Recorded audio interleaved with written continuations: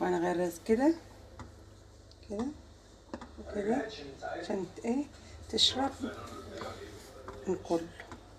بسم الله وهذه دي بقى. بسم الله الرحمن الرحيم.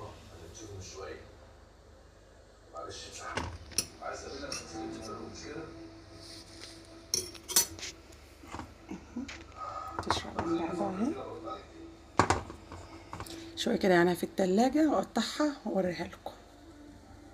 يا جماعة خلصت اهي، وشوفوا انا قطعتها في الطبق اهي ما شاء الله، وهشة وجميلة ما شاء الله عليه اهي ما شاء الله عليه.